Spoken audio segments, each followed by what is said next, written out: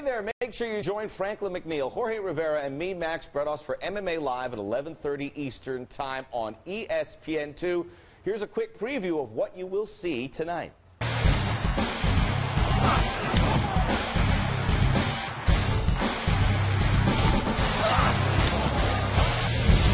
Another week, another change to a UFC main event. We have the details on the latest injury to one of the promotion's big stars. But first, let me welcome you into MMA Live, powered by Victory Motorcycles, alongside ESPN.com writer Franklin McNeil, former UFC middleweight Jorge Rivera. I am Max Bredos. But let's start off with some positive news, gentlemen. Things heating up in MMA with some massive fights in the next couple of months. How good will these months be? Is there a fight in particular you're looking forward to, Jorge? Next couple months do look good. The summer's going to be nice and hot. I'm most certainly looking forward to the heat in Vegas with Chael Sonnen and Anderson Silva. It's going to be very good. What about you, Franklin? Well, I won't be moving too far away as far as the heat department. It won't be as cold in New Jersey, but next month you got a really important lightweight matchup between Gray Maynard and Clay Guida, and the outcome of that fight could very well shake up the lightweight division. It'd be fun to see how that lightweight division shakes up. We'll have more on that division here on the show. One fight that we can no longer look forward to is the Bantamweight Championship at UFC-148. News that champion Dominic Cruz has torn his ACL, is now out of his rubber match with Uriah Faber. Franklin, what is the latest on this incident? Well, as we know, Dominic Cruz injured his ACL in training camp. We still don't know which ACL it is and how severe the injury is at this moment. We do know that Uriah Faber will remain on the card and fight for the interim title. We still don't know yet who his opponent will be. But as for now, Dominic Cruz is out. Jorge, we know Cruz relies a lot on his movement. An injury like this, how can that change his career? It's going to definitely affect him because, like you said, he does move around a lot in the cage, and he uses that for his fighting style with the torn ACL. It's definitely going to slow him down. And if his rehab goes slow, and if he injures it again during his rehab, it could be out for another year.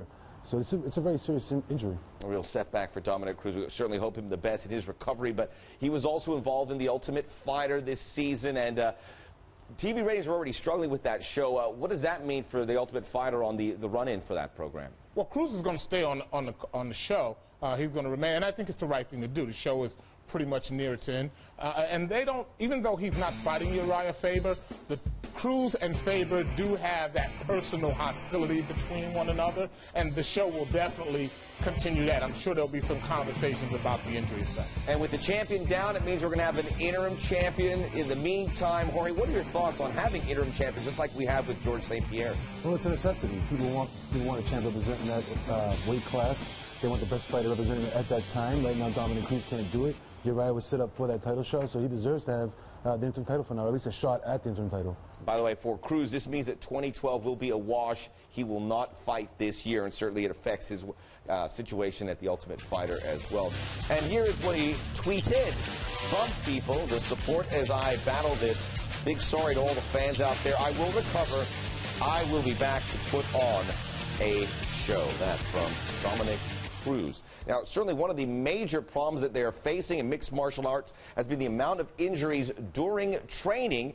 Not only does it hurt the athletes, it certainly does affect the fans as well, gentlemen, as fights get canceled. Jorge, take us through what it's like in training and how these injuries arise for the fighters. Well, you have a lot of things going on in training. Sometimes you have, like I'll give you an instance. You wake up in the morning and you go do your strength and conditioning or whatever it may be, and you tweak an arm. And then you go into sparring at night, and that same tweak you had in that arm is now further hurt by banging out with your partners. You get a lot more hurt in training than what you do ever in a fight. There's a lot that goes on in training. There's a lot of different things you're covering, a lot of different areas. So you might be boxing, you might be wrestling, you might be doing jiu-jitsu, you might be doing MMA. Different fields, things you're not maybe comfortable or as good in, and you have a tendency of getting hurt in those things. Is there a way to avoid it? Train smarter. Don't train necessarily as hard. Don't spar as much. Be with good training partners, people that you know, that you're familiar with, that know you as well, and they'll help you with that. And these fighters, when we see them fight, they look great, but generally, how often are they struggling with a fight? How often are they getting a healthy situation? I would say 99% of the times you go into a fight, you have some kind of nagging injury. It was very, very, very rare that I would go into a fight where I felt 100% nothing was hurt on me. So I would assume 99% of the fighters are the same way. If you felt 100%, you probably didn't do enough in training. Probably That was the case. You know, gentlemen, we knew Nick Diaz was one bad dude. Well, little brother Nate proving to be just as bad. The younger Diaz is the new #1 contender in the lightweight division as he took out Jim Miller in impressive fashion at UFC on Fox 3 Saturday night, winning by a second-round submission. He towered over Miller.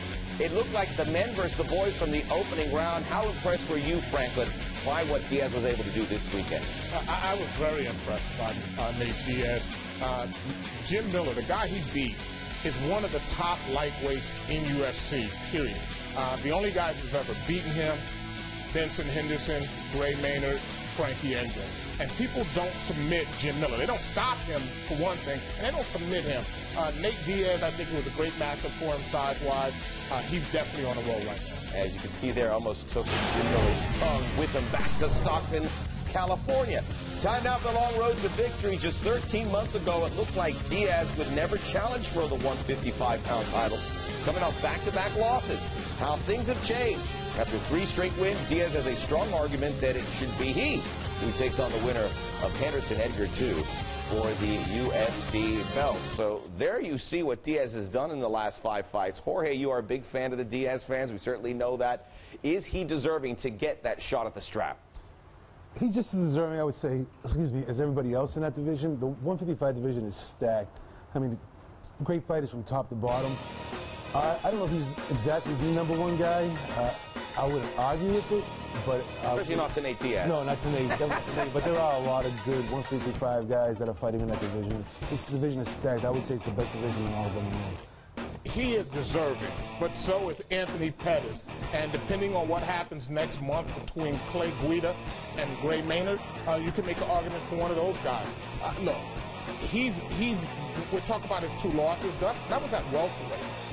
At lightweight, he's won like 5 in a row. So he's as deserving as anyone in the division, especially beating a guy like Jim Miller. Dana White says he's the #1 guy. I tend to say, let's wait and see what happens down the road. Right now, we'll have to wait for that main event, and then forever how many months to get that title fight? Should he wait? I would wait. That case before, he earned this shot. He earned it through hard fights, beating tough guys. I wouldn't put that on the line if I were him. He deserves this. It's something that he earned, and I'd sit back and wait to cash in my chips.